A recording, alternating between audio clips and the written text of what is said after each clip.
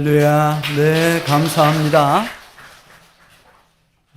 이 시간 저희에게 주시는 하나님의 말씀은 시편 25편 3절 말씀입니다.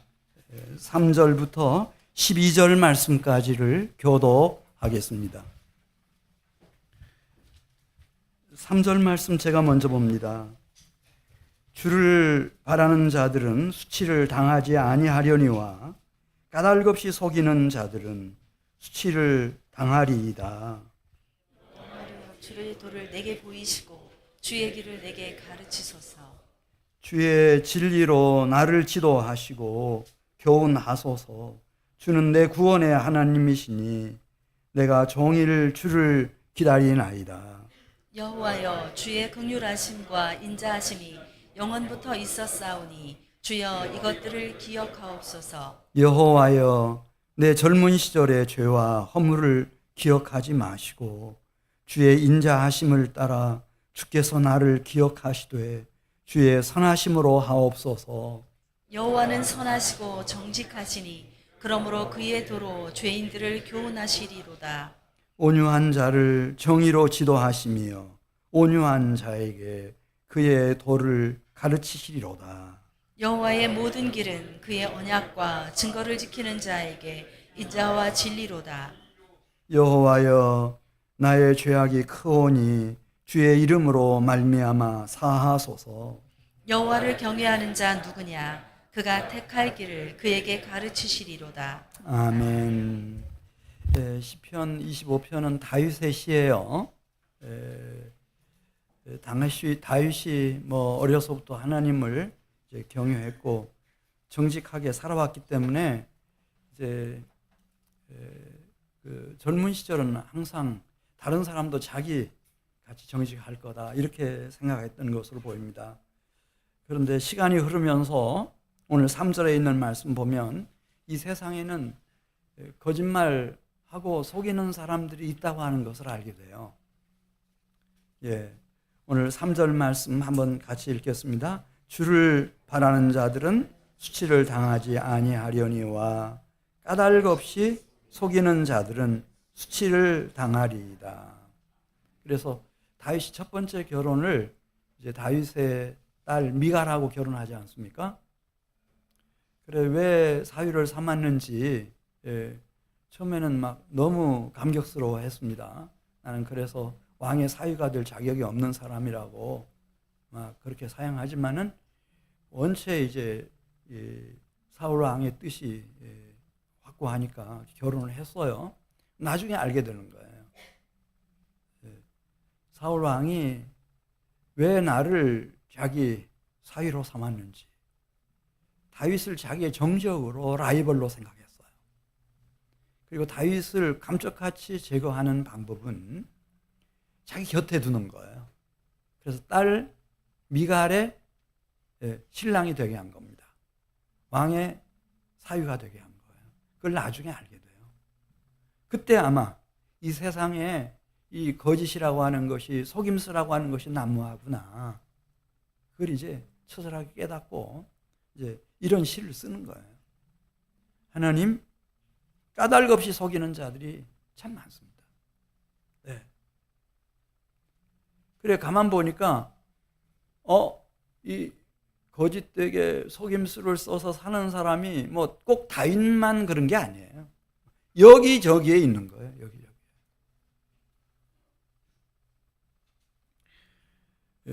그리고 나중에는 언젠가 깨달았을 겁니다. 자기 속에도 이런 이제 거짓되고 속이고 음란하고 불의를 즐겨하는 그 죄성이 있다고 하는 것을 이제 훗날에 다윗도 직접 경험을 하게 됩니다. 왜 이렇게 됐을까? 이 세상이 아담과 하와 때부터. 하늘로부터 오신 예수님이 요한복음 8장 44절에서 그렇게 알려주셨습니다. 우리가 태어나서 살고 가는 이 세상에 이 공중권세 잡은 자가 있는데 그가 사탄 마귀다. 그 사탄 마귀 속에 없는 게 하나 있는데 진리가 없다는 겁니다. 그리고 살인자이고 거짓의 아비인 사탄 마귀는 그냥 거짓말하고 속이는 것이 그냥 너무 편안한 거예요. 이게 자기 거니까. 그래서 거짓의 아비인 마귀로부터 태어난 모든 자들은 다 이 거짓말을 할 때 누가 시켜서 하는 게 아니고 그냥 자기 속에서 우러나서 거짓말하고 속이고. 골로새서 1장 13절에도 그런 말씀하고 있습니다. 이 흑암의 권세 아래 다 있다는 거예요. 다 있어요. 그래서 그렇게 속이고 거짓말하고 이렇게 살아가면서도 이게 자연스러운 것으로 그냥 사는 것으로 그렇게 이해를 하지 이걸 문제로 여기는 사람이 없어요. 왜냐하면 요한일서 4장 3절에 공중권세 잡은 사탄 마귀의 이 거짓 영들이 미혹의 영들이 사람 속에 다 침투해가지고 이미 다 장악을 했어요. 그래서 거짓말을 할 때 자기 말로 거짓말한다는 거예요. 누가 시켜서 그렇게 하는 게 아니고 스스로. 속일 때 그냥 스스로 속인다는 거예요. 음탕하고 이 불의한 나쁜 생각을 할 때 스스로 그렇게 한다는 거예요.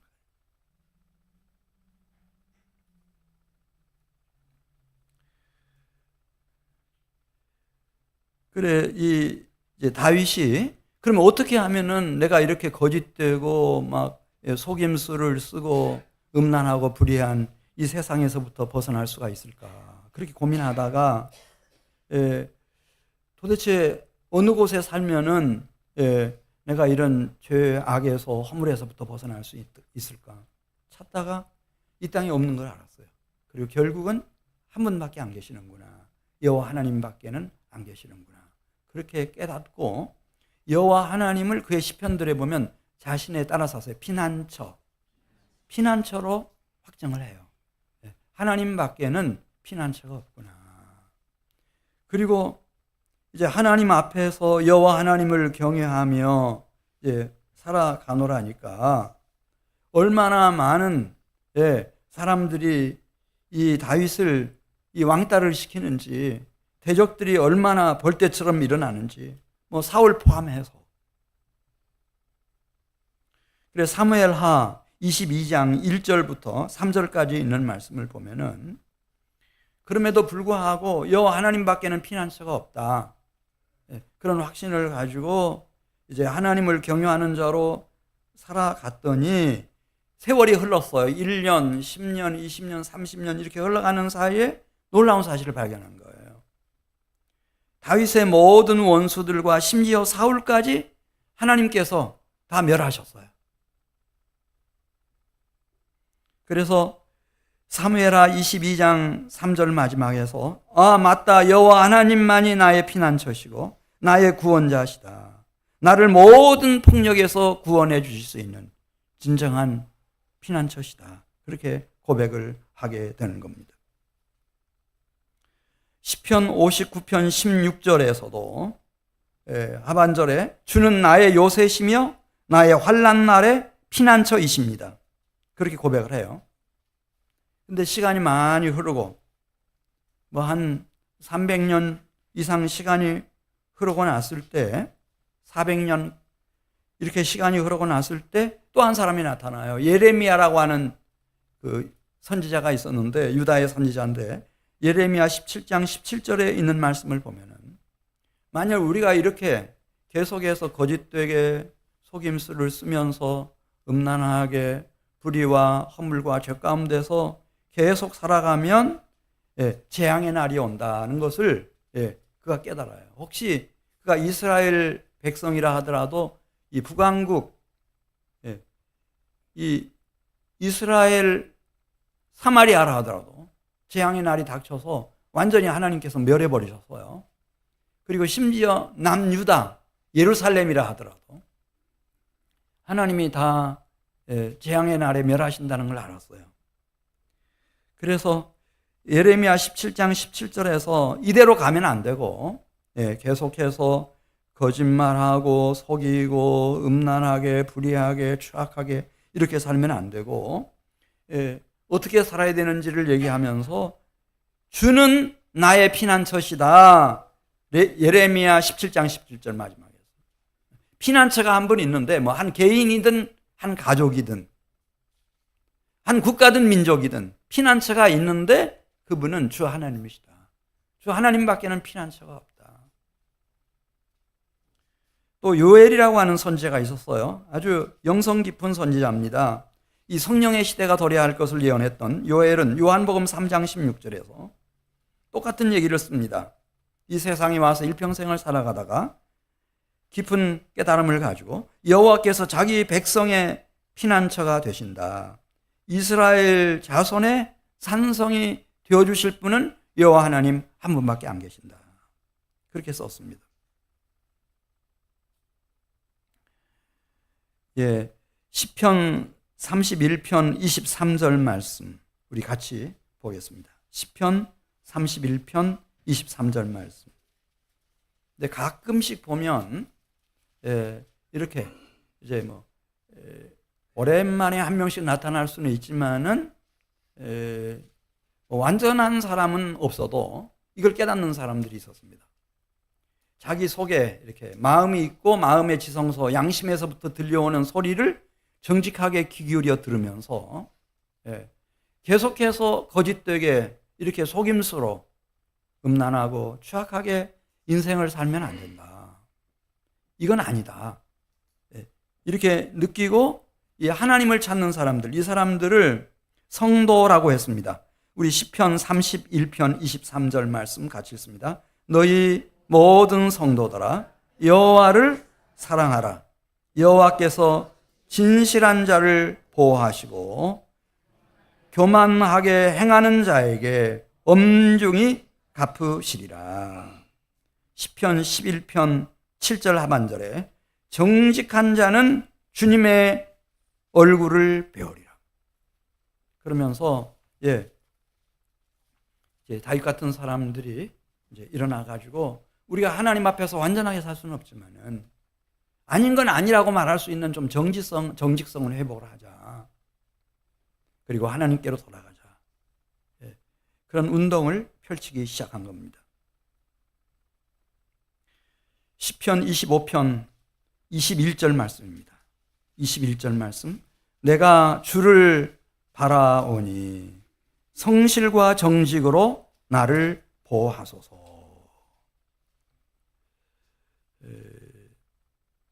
그리고 하나님이 옛날부터 완전하지는 못하지만은 이 정직한 마음으로 하나님을 찾고 하나님을 경외한 자로 살았을 때 그들에게 이 인자를 베풀어 주시는 분이라고 하는 것을 얘기합니다. 예를 들면 아벨도 마찬가지예요. 그래서 첫 번째 순교자의 반열에 오르고 에녹도 하나님과 동행을 하다가 하나님이 에녹을 데려가시고 또 모세도 역시 마찬가지 정직하고 성실한 믿음을 가지고 있었을 때 그를 통해서 모세 자신도 하나님께로 돌아와 하나님을 경외함으로 보호받게 해주시고 애굽에서 나온 자기의 동족 이스라엘도 하나님 앞으로 나아갈 수 있게 해주시고 그래요. 이제 시편 25편 1절부터 우리가 어떻게 구체적으로 여호와 하나님을 경외하는 그런 삶을 살 수 있는지 얘기하고 있습니다. 우리 25편 1절 말씀을 보겠습니다. 여호와여 나의 영혼이 누구를 우러러보나이다 그랬죠? 이때 다윗의 신분은 아세요? 다윗은 이때 아마도 이새의 아들 민간인 양을 치는 목자 아니고 단순한 군인이나 장군도 아니고 이때 이미 왕의 신분으로 있었을 때 1절에서 그렇게 말합니다. 여호와여 나의 영혼이 누구를 우러러본다 그러죠? 왕이 되면 사람들이 다 자기 왕인 자기를 우러러보기를 원해요. 근데 다윗은 자원해서 나는 내 영혼을 다 바쳐서 누구를 우러러본다고요? 여호와 하나님을 우러러본다는 거예요. 이것이 여호와를 경외하는 거예요. 내가 장군이 됐든 내가 유다의 왕이 됐든 이스라엘의 왕이 됐든 온 영혼을 다해서 여호와 하나님을 우러러보는 거. 이게 여호와를 경외하는 거예요. 네. 시편 146편 5절에서 야곱의 하나님을 자기의 도움으로 삼으며 여호와 자기 하나님에게 자기의 소망을 두는 자는 복이 있도다. 그렇게 말씀했어요. 네. 소망을 누구에게 두느냐? 여호와를 경외하는 자는 여호와 하나님께 소망을 두고 자기의 온 영혼을 다해서 여호와 하나님을 우러러보는 사람들입니다. 자, 2절 가겠습니다. 시편 25편 2절 가서 보면은 여호와를 경외하는 자는 누군가? 무엇을 의지하는 사람이죠? 자신을 의지하는 게 아니고 자신의 소유나 또 자신의 사람들을 의지하는 것이 아니라 2절 말씀, 나의 하나님이여 내가 주께 의지하였사오니 나를 부끄럽지 않게 하시고 나의 원수들이 나를 이겨 개가를 부르지 못하게 하소서. 여호와 하나님을 의지하는 겁니다. 전심으로 여호와 하나님을 의지하는 겁니다. 3절 가서 보겠습니다. 여호와를 경외한다고 하는 것은 무엇인가? 여호와 하나님을 바라는 겁니다. 온 종일 여호와 하나님을 바라는 것입니다. 항상 여호와 하나님을 바라는 겁니다. 우리 3절 말씀, 주를 바라는 자들은 수치를 당하지 아니하려니와 까닭 없이 속이는 자들은 수치를 당하리이다. 예, 시편 25편 15절에도 내 눈이 항상 여호와를 바라보면 내 발을 그물에서 벗어나게 하실 것이미로다. 그래서 늘 여호와 하나님을 온 종일 항상 바라보는 겁니다. 여호와를 경외하는 자들에게는 여호와 하나님이 오십니다. 하나님이 실제로 오시는 거예요. 만일 하나님의 오심이 없었다고 할 것 같으면은 여호와 하나님을 섬기는 종교는 일찍 없어졌죠. 여호와 하나님이 오셔요. 어떻게 오시는가? 이제 4절부터 설명하고 있습니다. 시편 25편 4절부터 보면은 주님이 주의 도로, 주의 길로, 5절 말씀 보면 주의 진리로 오셔서 교훈해 주시고 나를 지도해 주십니다. 이 주의 도, 주의 길, 주의 진리가 뭐죠? 하나님의 말씀입니다. 하나님이 어떻게 하나님께 소망을 두고 하나님을 바라고 하나님을 의지하고 기다리는 사람들에게 오시는가? 말씀으로 오십니다. 이게 우리 기독교 신앙의 아주 중요한 부분입니다. 하나님이 자기 백성들에게로 오시는데 말씀으로 오시는 거예요. 그래서 내가 여호와를 경외하는 심령으로 준비만 되면 여기 예배당 딱 들어서서 기도할 때 벌써 마음이 감동이 일어나기 시작해요. 예배당 들어와가지고 잡담하고 그렇게 하면은 그건 별 의미 없고요. 여기 딱 들어와서 십자가 밑에 내 머리를 조아리고 여호와를 경외하는 심령으로 준비하는 거죠. 찬송을 부를 때 감동이 일어나요. 뜨거운 감동이 일어나요. 기도할 때 큰 은혜가 돼요. 성경을 읽고 말씀을 전할 때 졸리지 않아요. 이게 귀에 들리네? 내 마음속에서 이게 뭔 말인지를 깨달아 알겠는데 이 설교가 어렵지요. 왜냐하면 지금 시공간 문화적인 차이가 너무 커서 어려워요. 근데 이게 은혜가 되고 막 깨달아지는 거예요. 시편 119편 105절에서 그래서 주의 말씀은 내 발의 등이요 내 길의 빛이니이다. 하나님이 오신다니까요. 여호와 하나님께 진정 소망을 두고 내 영혼을 바쳐서 그 하나님을 우러러 배웠고 그분을 의지하고 기다리는 사람들에게 하나님이 오셔요. 하나님은 영이시니까 어떻게 오시는가? 말씀으로 오시는 거예요. 말씀으로 오셔야 내 마음속에 들어가죠. 내 심령과 영혼 깊은 곳까지 임하실 수 있죠. 말씀으로 오셔요.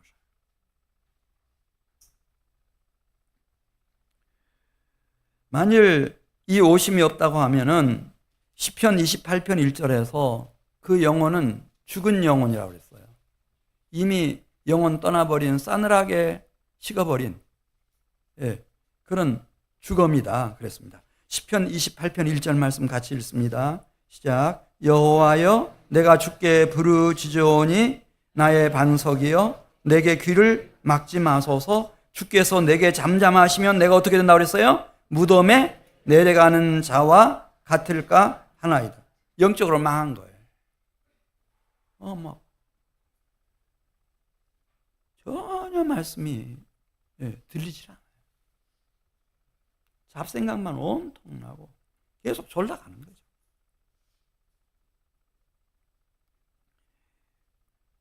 시편 28편 3절 보면 이런 사람은 3절에서 끌어내신다고 그랬어요. 산자의 땅에서 끌어내신다는 거예요. 끌어낸다고 하는 원의 의미는 뽑아낸다는 거예요. 여러분 어떤 나무가 있다든지 풀이 있을 때 뿌리째 뽑아내는 거 있잖아요. 그렇게 하나님 뽑아내신다는 거예요.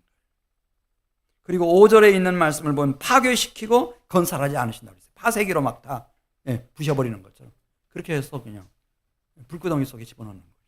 이게 끝나는 거예요.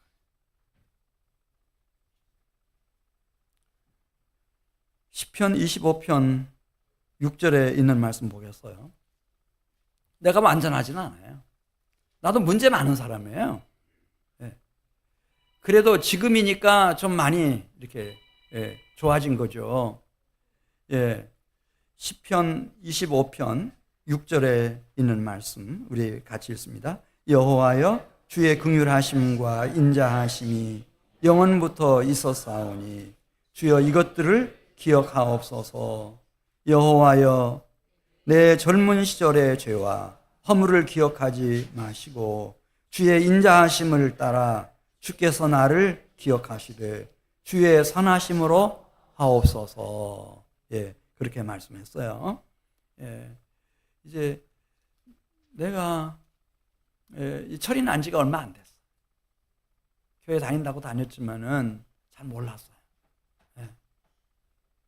그래 이 세상은 당연히 그런 줄 알았어요. 거짓말도 하고 속임수도 쓰고 때로는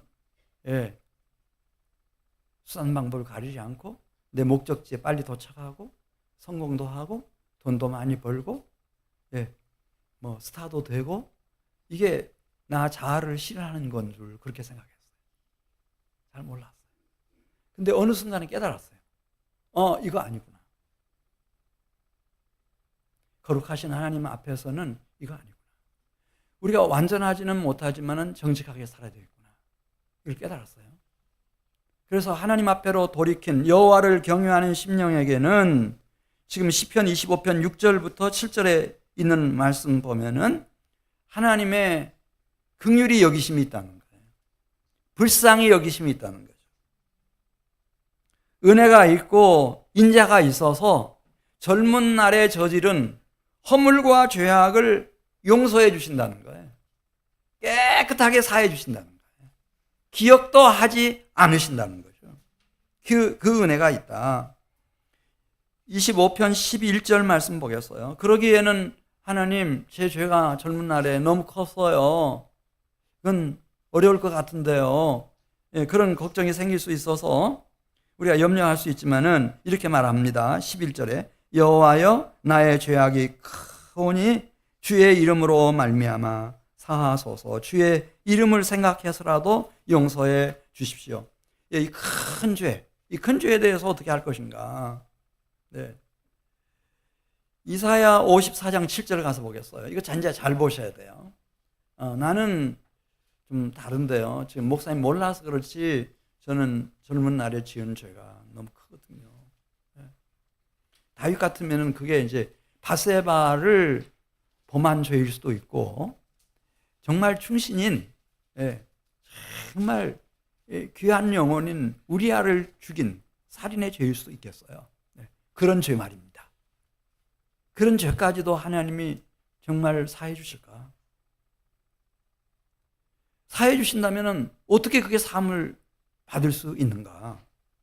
이사야 54장 7절에 보면 예, 여호와를 경외하는 자에게는 주님이 긍휼도 베푸시지만은 필요하다면 큰 긍휼도 베푸신다는 거예요.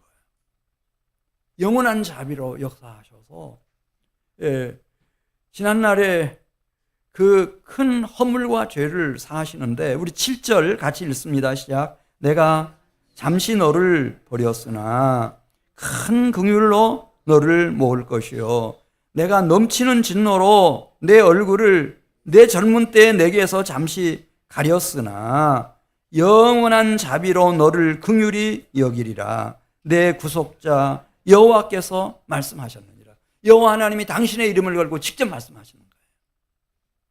너가 이제부터라도 결심하고 나를 진정으로 경외하는 자로 살면 내가 큰 긍휼, 영원한 자비를 베풀어서 너의 젊은 날에 허물과 죄악을 내가 다 사해 주마. 예. 이사야 54장 10절 말씀 보면은 뭐 식장산이 사라지고 계룡산이 떠나간다 할지라도 이 하나님의 약속만은 이거는 움직일 수가 없다는 거예요. 이사야 54장 10절 말씀 같이 읽습니다. 산들이 떠나며 언덕들은 옮겨질지라도 나의 자비는 내게서 떠나지 아니하며 나의 화평의 언약은 흔들리지 아니하리라. 너를 긍휼히 여기시는 여호와께서 말씀하셨느니라. 이 약속은 꼭 이행이 된다는 거죠. 누구의 이름을 걸고 누가 약속하셨는가? 여호와의 이름을 걸고 그 여호와의 이름으로 나의 젊은 때의 모든 허물과 죄악을 사해 주시고 기억에서 지워주십시오. 그렇게 간구하는 거예요.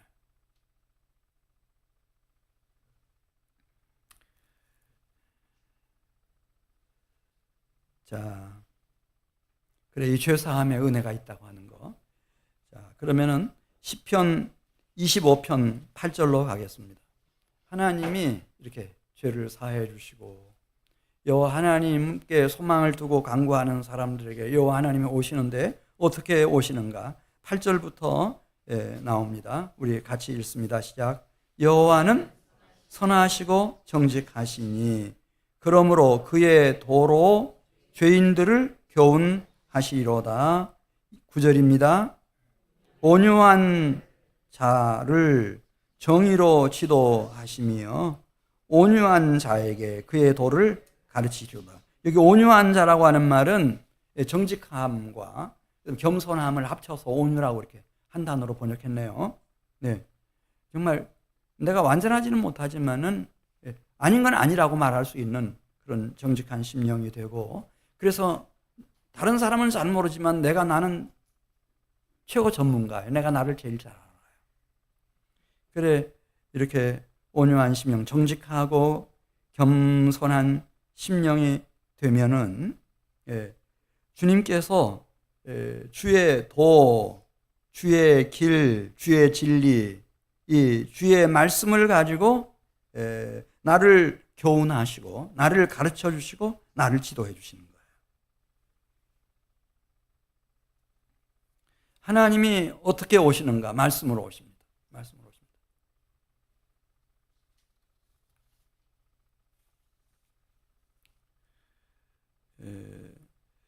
시편 25편 10절 말씀 같이 읽겠습니다. 10절입니다. 여호와의 모든 길은 그의 언약과 증거를 지키는 자에게 인자와 진리로다.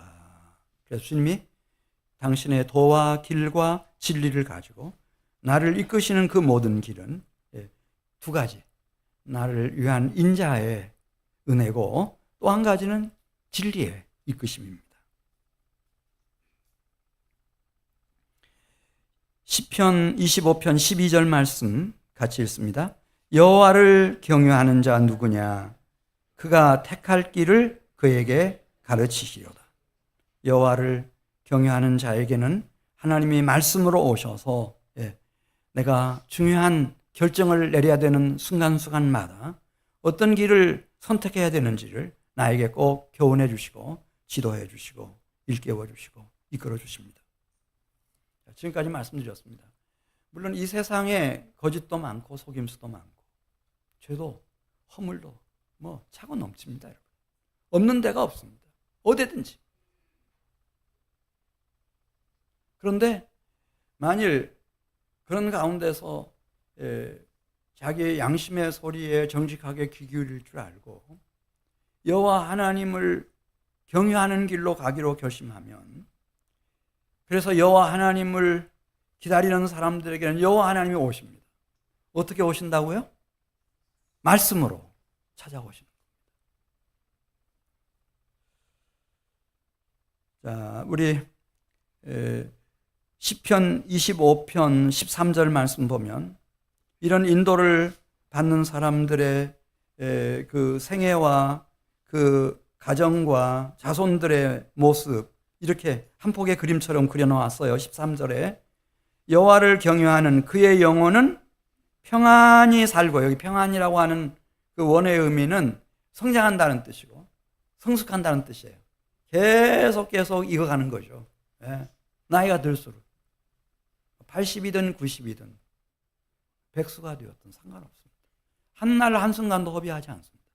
계속해서 그리스도의 장성한 분량으로 하나님의 온전하신 것 같이 계속 익어가는 겁니다. 그리고 그의 자손은 땅을 상속합니다. 생육하고 번성하고 충만하고 정복하고 다스리는 그런 자손으로 일어납니다.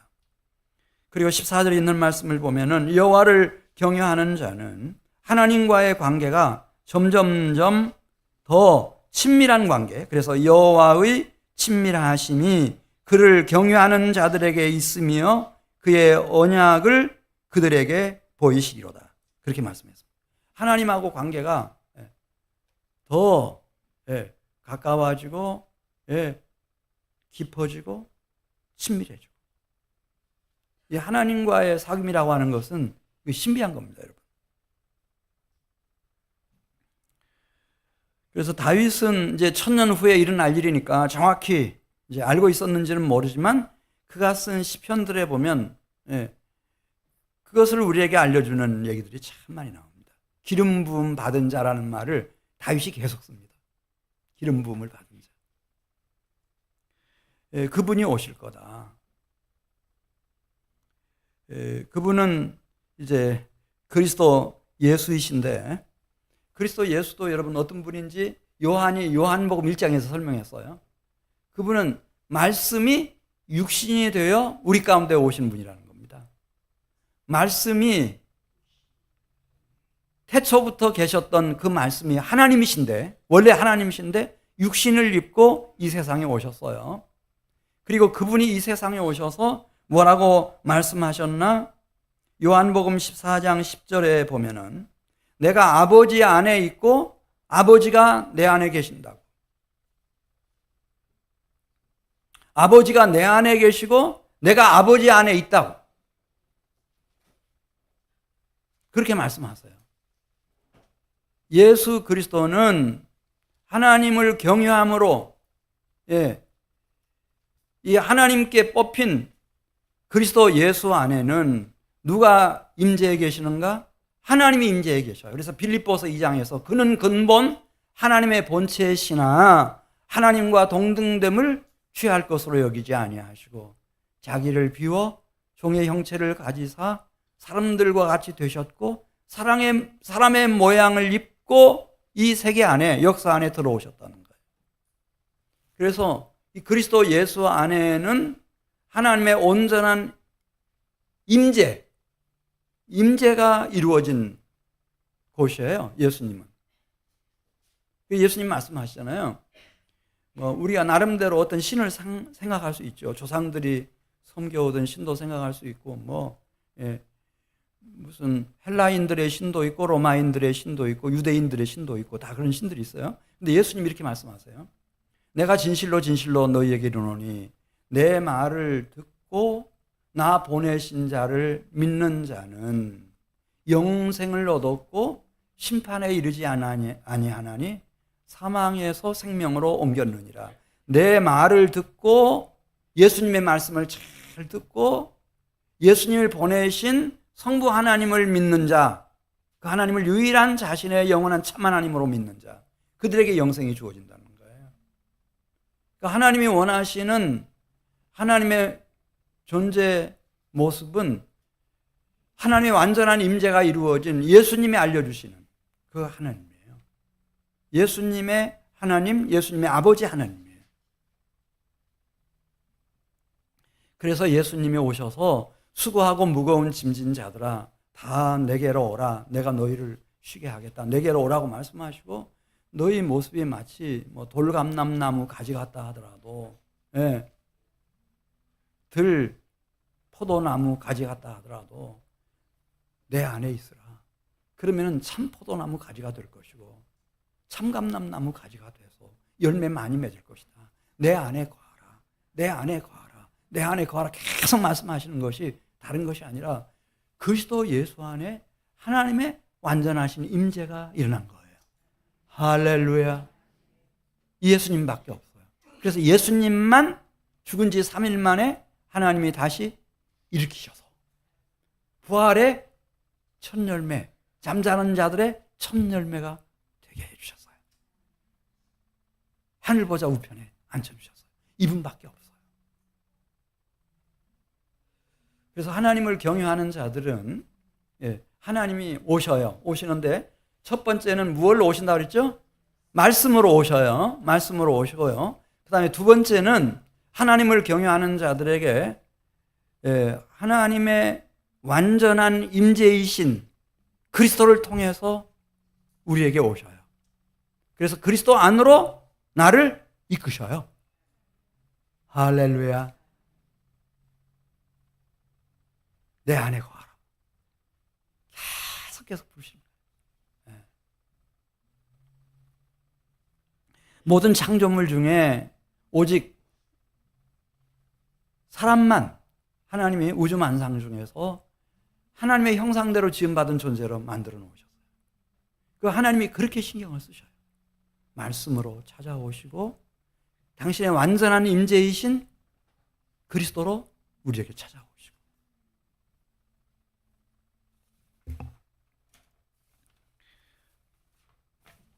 그리고 어떻게 하면 내가 그래도 남은 생애만이라도 이제 좀 깨어나서 여호와 하나님을 제대로 경외하고 또 여호와 하나님을 온전히 경외하는 자들에게 주실 그 인자의 은혜, 그 축복 속에서 살아갈 수 있을까?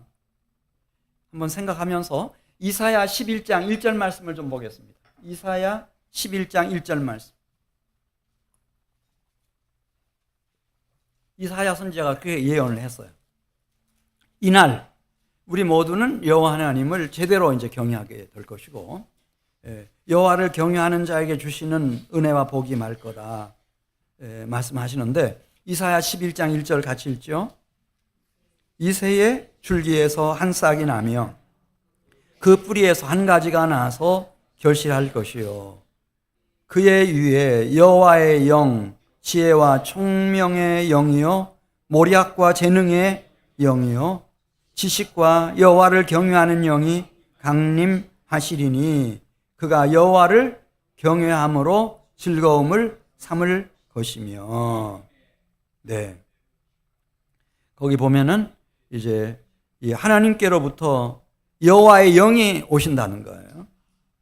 이 영은 지혜와 총명의 영이시며 모략과 재능의 영이시며 지식과 여호와를 경외하는 영인데 이분이 강림하시고 나면 그 사람은 무엇을 즐거움으로 삼는가? 돈 버는 거? 이 세상의 향락과 영화? 여호와를 경외하는 것을 즐거움으로 삼는다는 거예요. 그 롤모델이 예수 그리스도예요. 예수 그리스도에게 하나님의 영이 막 임해버렸거든요. 그러니까 그 임신될 때부터 성령으로 임신돼가지고 공생의 사역 시작하실 때도 막 성령의 기름 부음이 있고 성령에 이끌려서 막 평생 사역하셨는데 이분은 여호와 하나님을 경외하는 것을 최고의 기쁨, 즐거움으로 영광으로 생각했어요. 그렇게 된다는 거죠. 예. 여호와의 영이 올 거다. 여호와의 영. 하나님이 어떻게 오시는가? 말씀으로 오시고 여호와 하나님이 그리스도 예수 안에서 완전한 임재로 우리에게 다가오시고, 그리고 여호와의 영으로 우리에게 오셔서 무슨 일을 하시나 예수님이 이거 알려주셨어요. 요한복음 16장 7절에 있는 말씀을 보면 제자들에게 내가 떠나가는 것이 너희에게 유익이라. 왜냐하면 내가 떠나가면 그걸로 끝나는 게 아니고 보혜사 성령이 오신다. 내가 그 성령을 너희에게 보내주겠다. 이렇게 말씀했어요. 예수님은 성령으로 잉태되셨고 성령으로 사셨고 사역하셨기 때문에 이 여호와의 영이 임한다고 하는 게 얼마나 중요한 축복인지를 잘 알고 계셨겠죠. 요한복음 14장 16절 17절에 있는 말씀을 보면은 이 하나님의 영 성령은 진리의 영이라는 거예요. 사탄 마귀는 무슨 영이죠? 거짓의 영이에요. 이 악령과 귀신들도 다 미혹의 영이죠. 그런데 이 하나님의 영 성령은 진리의 영이에요. 그리고 이분이 오시면 영원토록 너희와 함께 계실 거다. 그렇게 말씀했어요. 물론 이 영의 존재에 대해서 이 세상은 알 수가 없다고 그랬습니다.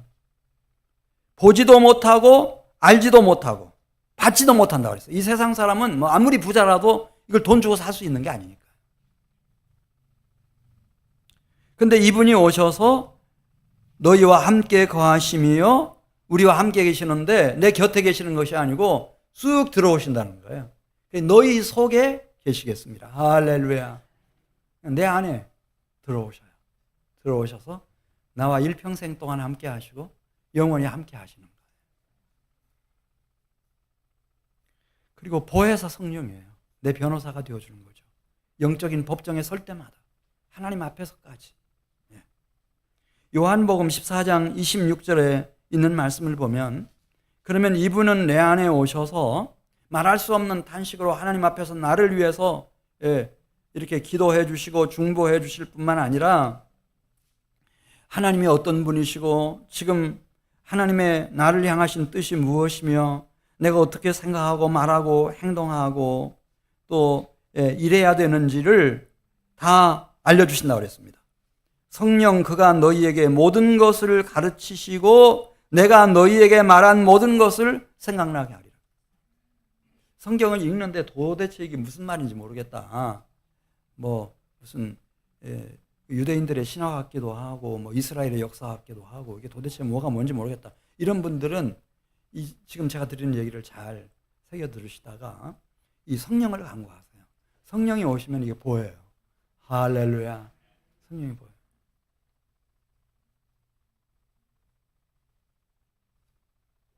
우리 유덕수 목사님은 오늘 새벽에 성경 한 절 로마서 4장에 나온 한 절 말씀 가지고 1시간 설교하셨어요. 저희 초등학교 동기 목사님이 계셨는데 요한계시록 한 권을 가지고 1000페이지가 훨씬 넘는 책을 하나 썼어요.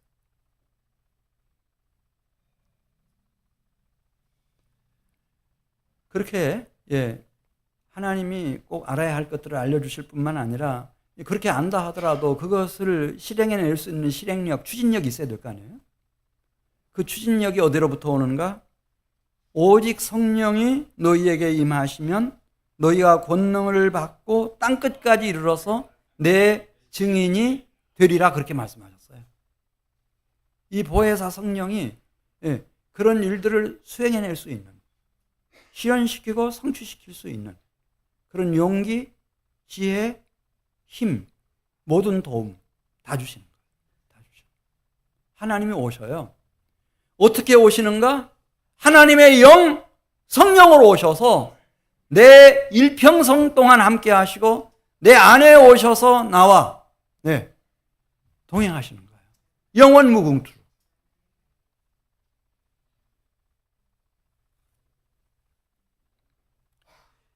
이런 삶은 시편 30편 11절 12절 보겠어요. 얼마나 하나님 앞에 기쁨이 되고 영광이 되는지. 그냥 뭐 교회 와서는 하나님 계신 것도 같고 또 밖에 나가면은 막 앞서가는 사람들은 다 그런 사람들이잖아요. 막 수단 방법을 가지 않는 사람들이거든요. 그래 또 그렇게 가야 될 것 같고 갈팡질팡 하다가 세월만 다 흘러가 버려요. 예.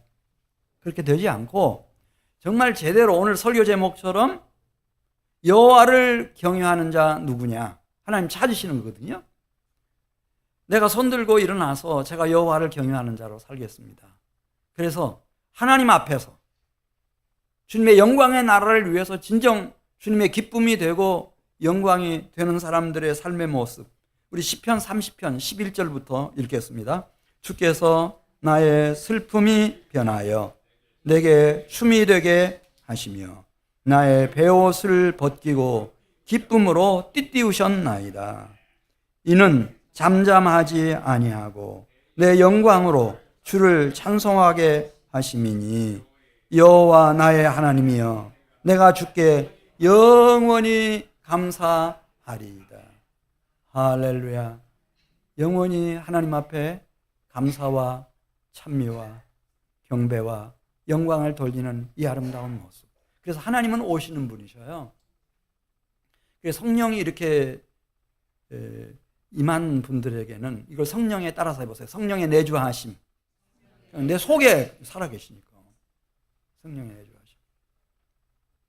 신화 같은 얘기죠. 이 세상 사람들에게는 미쳤다고 그래요. 근데 그게 있어요. 성령의 내주하심. 이런 사람들은 요한계시록에 보면은요, 하나님이 나에게 주어진 시간이 있지 않습니까? 70년을 살든 아니면 뭐 90까지 살든 100세 넘겨서 살든 그 사는 동안 하나님이 주신 시간을 허비하지 않고 어떻게 되는가. 이 요한계시록 19장이 잘 나와 있죠. 어린 양의 혼인잔치를 생각해요. 그래서 예수님이 마태복음 25장에서 얘기한 것처럼 신랑이신 어린 양의 신부, 신랑의 아내가 되기 위해서 열심히 준비하는 거예요. 열심히 준비해요. 그래서 이제 주님을 만나는 그날, 주님이 강림하시고 주님을 맞이하는 그날 이 사람들은 이미 다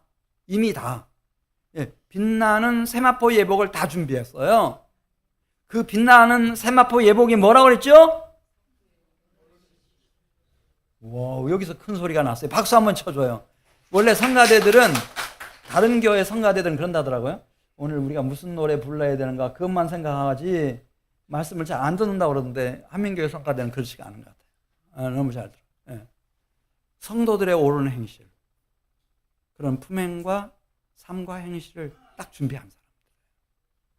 그 삶을 준비했을 뿐만 아니라 이미 주님의 나라, 주님의 통치를 실현시키기 위해서 주님이 이 땅에서 실현시켜 가시는 천년 왕국의 역사에 깊이 동참하는 사람들이에요.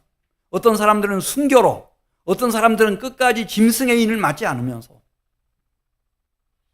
오직 성령께 사로잡혀가지고 이 땅에 주님의 몸된 교회를 세우고 주님의 통치와 주님의 나라를 세워가는 일에 자신의 땀, 눈물, 피, 소유, 재능, 이거 시간 막 바치는 사람들. 적극적으로 나서서. 하나님을 만난 사람들이에요. 여호와 하나님을 진정으로 경외하는 사람들이에요. 그리고 이제 주님이 오세요. 우리가 사도신경 그거 그냥 외우는 거 아니거든요. 이거 어긋나면 큰일 나요. 십자가에 달려 죽으시고 3일 만에 살아나셔서 어떻게 다르죠? 하나님, 전능하신 하나님 우편에 앉아 계시다가 저리로서 다시 오신다는 거, 이걸 강림이라고 그래요. 재림이라는 말보다 강림이라는 말을 쓰세요. 왜냐하면 초림하셨을 때처럼 그런 예수님 아니고 심판주로 다시 오시는 거예요. 전능하신 하나님 우편에 계시다가 저리로서 산자와 죽은 자를 무엇하기 위해서 오신다고 그랬죠? 심판하러 오시는 거예요. 심판주예요. 다시 오시는, 강림하시는 주님은 심판주로 오시는 거예요. 그때 이제 그분이 모든 악인들을 사탄 마귀까지 다 심판하시고 처음 하늘과 처음 땅, 처음 바다까지 다 사라지고 새 하늘, 새 땅, 거룩한 성, 새 예루살렘 성이 출현하게 되는데 그 아버지의 나라로 우리를 이끌고 가셔요. 그럼 그 아버지의 나라에서 우리는 우리 아버지이신 하나님과 깊은 사귐, 이걸 친교라고 하는데 깊은 사귐. 완전하고 영원한 친교 속에 들어가요. 놀라운 사실이에요. 영원 무궁투로. 그래서 하나님은 계속 오셔요. 처음엔 창조주로 오셨어요. 그 다음에는 자기 백성들에게 말씀으로 오셔요. 하나님의 완전한 임재이신 그리스도로 오셨어요. 그리고 하나님의 영 보혜사 성령으로 내 속에까지 오셔요. 그리고 나를 어린 양 영원한 신랑이신 신부 그 신랑의 아내로 준비시켜 놓으셔요. 빛나는 세마포 예복을 입혀주셔요. 그리고 그리스도의 나라 주의 통치를 실현시키는 일에 우리를 다 동참시켜 주셔요. 그리고 그분이 강림하실 때, 심판주로 강림하실 때 우리를 새 하늘, 새 땅, 거룩한 성, 새 예루살렘 성에서 아버지 하나님과 가장 신비롭고 가장 깊고 가장 친밀하고 가장 완전하고 영원 무궁할 친교 속으로 이끌어 가셔요. 그 산소망이 있어요. 그래서 오늘 설교 제목이 여호와를 경외하는 자가 누구냐. 한민교회에서 나오기를 바라요. 여호와를 경외하는 자가 한민교회에서 나오기를 바라요. 그리고 여호와를 경외하는 자들에게는 누가 오신다고요? 하나님이 오셔요. 우리 같이 기도드리겠습니다. 하나님 아버지 감사합니다. 하나님의 은혜로 저희가 4월 한 달을 이렇게 또 마무리해 갑니다.